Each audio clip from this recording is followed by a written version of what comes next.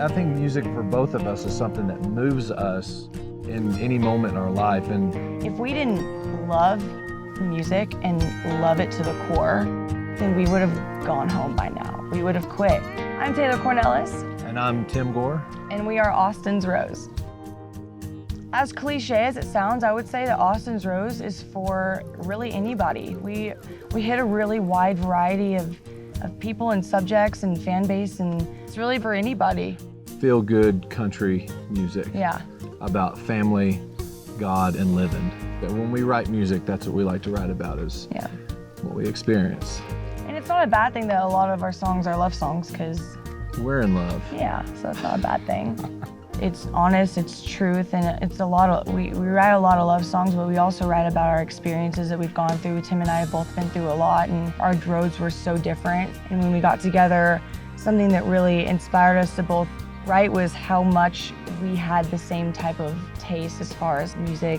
We didn't want to be a duo. I mean, we never thought about being a duo when we first moved to Nashville. That was like the last thing on our minds. It all happened really organically. A lot of times people ask us if we're related because I feel like we have that sibling harmony.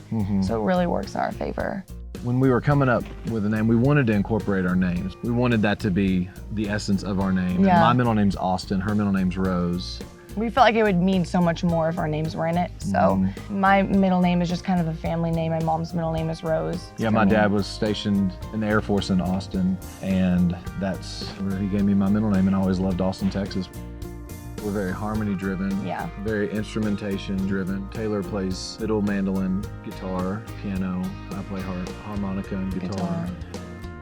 When I first moved to Nashville, Paul really was on he was on my hit list. That was the guy I wanted to get to. He's been a really special piece of Austin's Rose, because we literally took about a week just sitting in Paul's office, just jamming with him, and him figuring us out, figuring out my voice and figuring out her voice. And he just took time to really get to know us and learn who we are about and what our vision was, because we wanted to do a project with him, and we had never experienced somebody taking that much time and care with us, and it really meant a lot to us.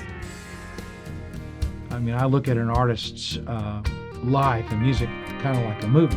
So my job is to sort of help them design their soundscape. We really fell in love with each other, and they were willing to do the work.